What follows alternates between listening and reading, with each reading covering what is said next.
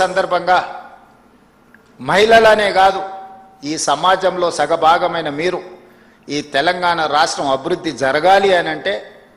మహిళల యొక్క ఆర్థిక వ్యవస్థ మహిళల యొక్క అవకాశాలను మెరుగుపరచాలి అనేదే మా ప్రభుత్వం యొక్క లక్ష్యము మా ప్రభుత్వం యొక్క విధానం 2034కి $1 ట్రిలియన్ ఎకానమీ 2047కి $3 ట్రిలియన్ ఎకానమీ ఇక తెలంగాణ రాష్ట్రాన్ని ముందుకు నడిపించాలని మేము భావిస్తున్నాం ఈరోజు 2.5% జనాభా ఉన్న మనం దేశ ఆర్థిక వ్యవస్థలో 5% మనం జీడిపిని కంట్రిబ్యూట్ చేస్తున్నాం తెలంగాణ రాష్ట్రం నుంచి జనాభా మోర్ ఆర్ లెస్ సెటిల్ అయిపోయింది పెద్దగా పెరగడం లేదు తెలంగాణ జనాభాలో మేమిద్దరం మాకొక్కరు అనే పరిస్థితి వచ్చింది అట్లీస్ట్ మేమిద్దరం మాకిద్దరు అనే వ్యవస్థ వస్తే మన జనాభా పెరుగుతుందేమో ఒకప్పటి ప్రభుత్వ విధానం వల్ల కుటుంబ నియంత్రణ వల్ల తెలంగాణలో ఉండే పాపులేషన్ స్టెబిలైజ్ అయిపోయింది పెద్దగా పెరగడం లేదు కానీ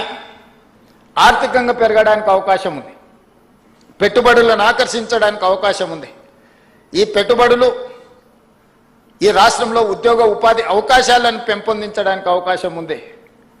తద్వారా బలమైన ఆర్థిక వ్యవస్థగా రాణించి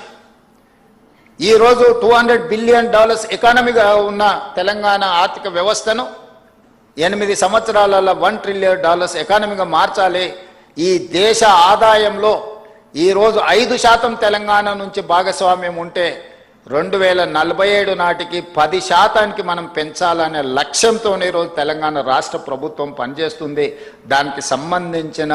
బృహత్తరమైన ప్రణాళికలను తెలంగాణ రాష్ట్రం సిద్ధం చేసుకున్నది అందుకే గ్లోబల్ సమ్మిట్ ఆర్గనైజ్ చేసినాం అంతర్జాతీయ దిగ్గజ కంపెనీలను ఆహ్వానించినాం మనం క్యూర్ అని కోర్ అర్బన్ రీజియన్ని ఔటర్ రింగ్ రోడ్ ఇన్సైడ్ 1,34,00,000 జనాభా ఉంది ఈ 1,34,00,000 జనాభా 2,100 స్క్వేర్ కిలోమీటర్స్ లోపల ఉంది ఈరోజు ఈ క్యూర్ని సర్వీస్ సెక్టర్గా మార్చాలని మన ప్రభుత్వం నిర్ణయం తీసుకున్నది ఇక్కడ పరిశ్రమలు ఉన్నాయి కాలుష్యాన్ని వెదజల్లే పరిశ్రమలు ఉన్నాయి ఈరోజు ఈ లివబుల్ సిటీ నుంచి నాన్ లివబుల్ సిటీగా మారే ప్రమాదం ఉంది ఢిల్లీని చూసి ఎంత కాలుష్యం ఉందో పొలిటికల్ క్యాపిటల్ ఇస్ ఢిల్లీ కానీ స్కూల్స్ హాలిడే గవర్నమెంట్ ఆఫీసులు హాలిడే పార్లమెంట్కు హాలిడే ఇచ్చే పరిస్థితి వచ్చింది దీని కారణం విశ్లేషించండి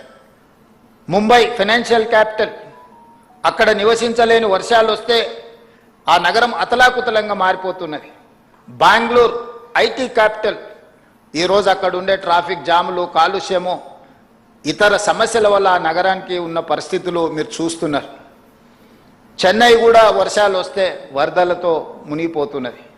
కల్కట్టా గురించి నేను చెప్పాల్సిన అవసరం లేదు ఈ దేశంలో ఉన్న మెట్రోపాలిటన్ సిటీస్లలో one of the best city is Hyderabad Chandrababu Naidu గారు రాజశేఖర రెడ్డి గారు ఈ నగరాన్ని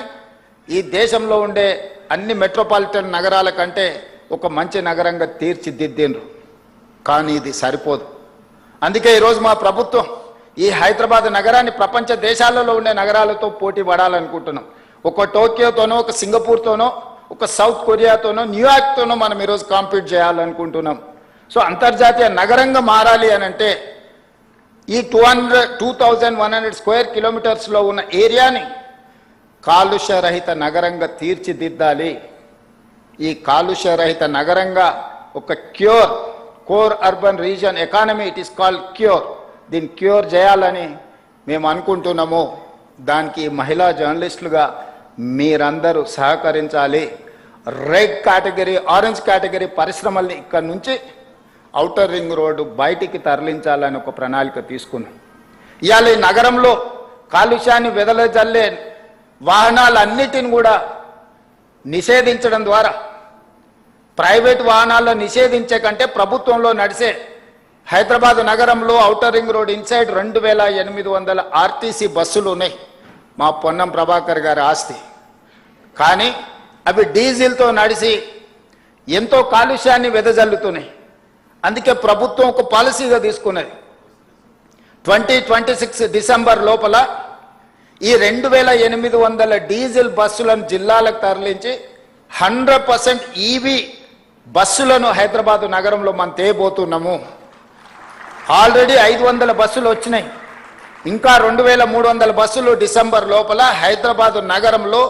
బై డిసెంబర్ 9th 2026 లోపల ఒక్క డీజిల్ బస్సు కూడా ఈ నగరంలో ఉండదు. నేను మీకు మాట ఇస్తున్న ఈ బస్సులను అన్నిటిని తరలించి EV vehicles with AC,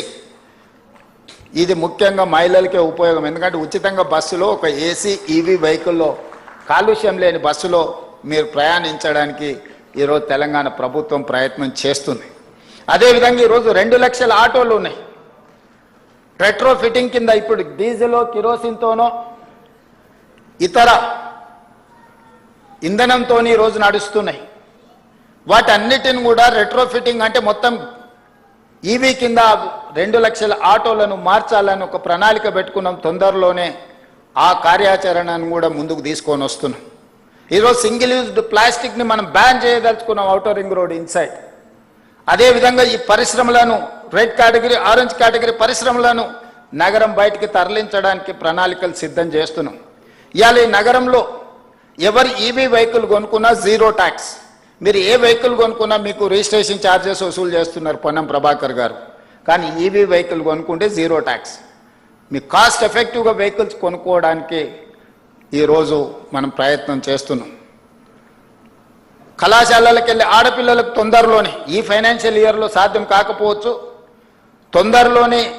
scooties EV వెహికల్స్ని ఆడపిల్లలకి ఇవ్వాలని ఒక ఆలోచన చేస్తున్నాం. ఇవన్నీ కూడా ఈ నగరాన్ని ప్రక్షాళన చేయడానికి, ఈ నగరాన్ని అంతర్జాతీయ స్థాయిలో ఎవరైనా వచ్చి ఇవాళ రేపు ఎయిర్ క్వాలిటీ అందరు చెక్ చేస్తున్నారు. మీరు పొద్దున్నే చూడంగానే హైదరాబాద్ ఆరెంజ్ కేటగిరీకి వచ్చింది. తొందరలోనే మనం ఇట్లనే వదిలేస్తే రెడ్ కేటగిరీకి పోద్ది. ఈరోజు ఎస్టీపీలు కొన్ని కట్టినాం, కానీ అవి సరిపో. ఈరోజు డ్రైనేజ్ వ్యవస్థ రోడ్ల మీదకి వదిలేసింది, శానిటేషన్ పని లేదు. ఈరోజు చెత్త ఎత్తమంటే 5000 ఆటోలు